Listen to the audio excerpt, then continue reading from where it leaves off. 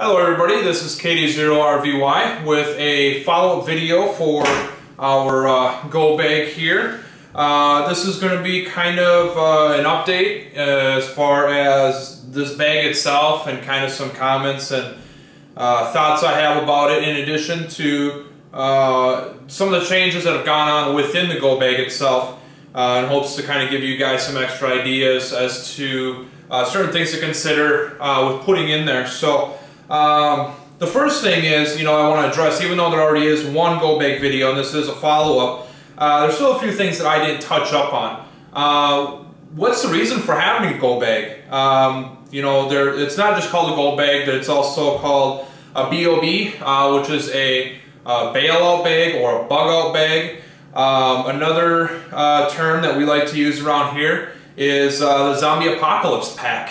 So, really it can be whatever you want, but the idea behind it is to be able to have a bag that you can put everything that you need in for any particular task. So in my situation, I'm involved in Skywarn here in Minnesota.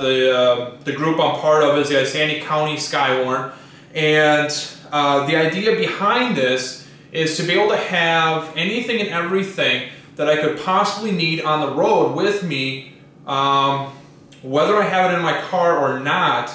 If I don't, to be able to just swing by home, grab it, and bail out, as it would be.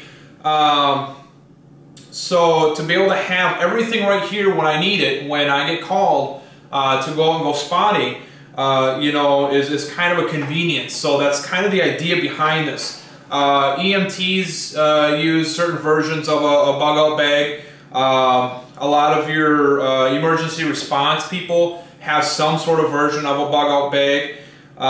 Even, it's getting to the point now where even families are putting together emergency bug out bags just in case they have to bail out of their homes, in case of a fire or something.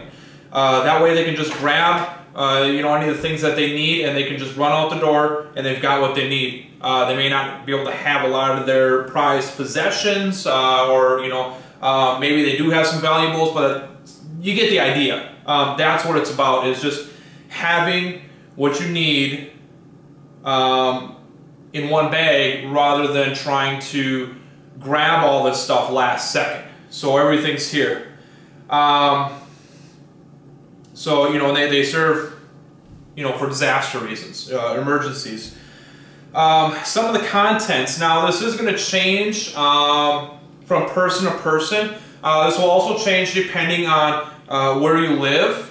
The reason for putting together a bug out bag or a zombie apocalypse pack, just in case those zombies do come, you want to be ready for them. So the contents are going to change. So I'm just going to go through, I will show you the contents of mine. There might be some things here that are worth considering across the board. For instance, a first aid kit. So we'll go ahead and we'll start going through this. First off, the bag itself that I've used here, it's a Gander Mountain brand bag, part of the H2O series. There is a pocket in there and a hole up in the top here, so you can put in a hydration pack if you wanted to. As far as features go on this bag, it's not a terrible bag. However, it is a cheap bag. By cheap, I don't mean just price, I mean quality. Everything that I'm seeing here, is single stitched, for one. For two, I know it's a little thing, but the zippers on this bag in particular, or I should say the ties that they used, I've already broken two of them. And then they just so happen to be on the pocket that I'm in and out of the most.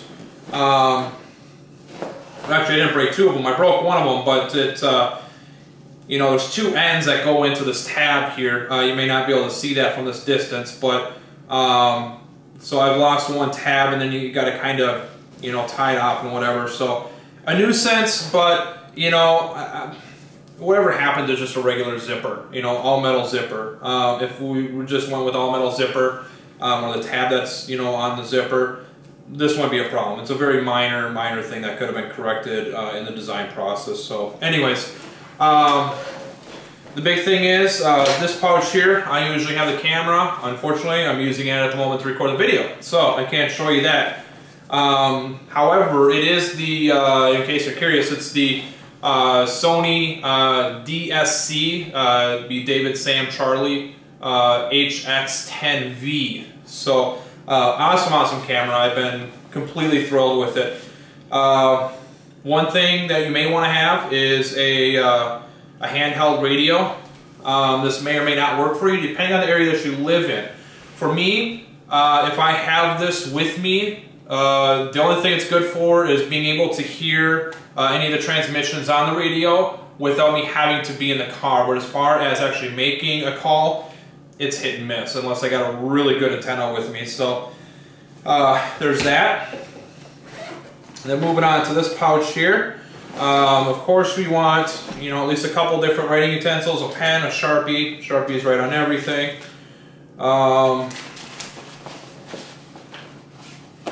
Here we got another pen, or actually this is a pencil here. I go to Strayer University, so they hand out these pens and pencils like candy, and actually the pens they write pretty awesome. Notepads, also good to have. And if you are going to have a radio with you, whether it be one in the car or a handheld, this is a very valuable little thing. This book right here, this is the repeater directory. This is the 2012-2013 repeater directory.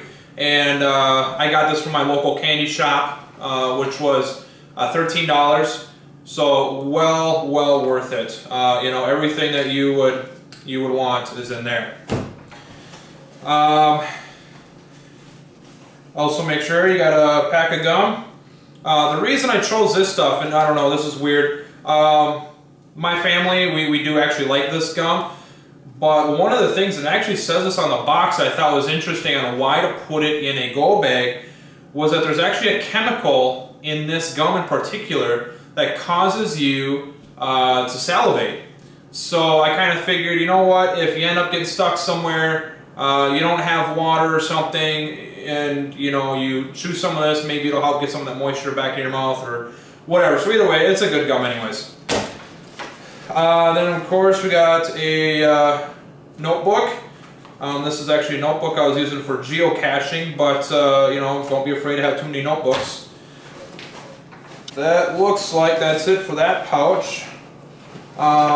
This pouch I don't have anything in. This is actually when I used to have the radio on me, this radio here, and used to have the antenna, this was actually the pouch I would put it in, and the antenna would just come out the top. But even if you didn't have the antenna attached and put it in a bag like this pouch still works for holding that, so that's pretty cool. So you can do whatever you want in that pouch there.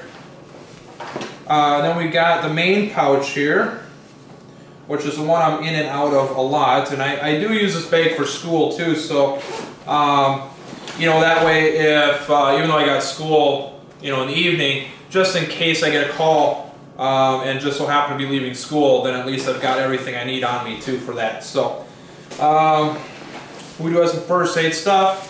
I'm kind of in between right now. Bag's kind of a little bit of a mess, but this is kind of leftover first aid stuff. I just haven't figured out what to do with it yet. Another thing is a couple two-way radios. These ones are not that great in particular. There are better ones. I would strongly recommend a Motorola brand or one of the higher end brand radios. These Midlands, I'm about ready to throw them away. They're just not that great. No volume control, so they're super quiet. That's a whole nother, probably a whole nother video there. Also, especially if you're doing Skywarn stuff, make sure you got some snacks, you know, some granola bars. You can just get, you know, a couple of these and throw them in there, so at least that way, if you do get hungry or you get stranded somewhere and you need something to eat, and it's just, you have no way to get anywhere, at least you got something on hand. So granola bars is just one example. You know, there are some other things you can put in there, crackers, whatever. This is one of the upgrades to my pack. I got an Otter Box for my first aid stuff. So these two bags right here used to be my first aid kit. That's why this is still kind of left over. I kind of went in and I said, okay, if I were to get rid of any of this first aid stuff, what's the stuff that I really should have on me? And I was able to squeeze that in here. And so even though it may not look like it, this stuff is being squeezed down a little bit in there. But this Otter Box, if anything happens to my bag, any water comes through, anything, at least the first aid kit's dry. So in case of an emergency, you know, we can open this up and everything's still dry. So you can kind of see how everything's piled up in there, but you know, it's not really hurting anything. And that works. That's a great investment right there. And then, of course, as I've gone through with the first video, I still have these two containers. I'm trying to figure out what I can do to replace them, but they fit so perfectly in these pockets that it's just it's kind of hard to come across anything to replace these, even as cheap as they are, and they have been. The lids are breaking. But this one here, I've got a 5-hour energy, some Hall's cough drops, and of course a bunch of AA batteries. You know, and you want those AA batteries, you know, for your two-way radios or anything else that you may be able to hook up, with flashlights or anything, depending how much electronics you have in your pack.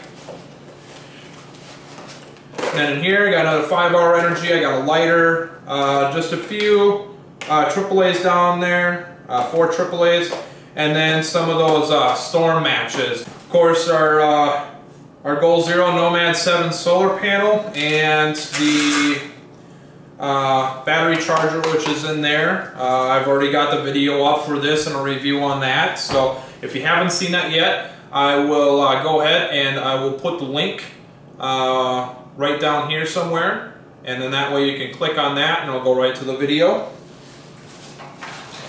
And then the appropriate cables that go with our solar panel.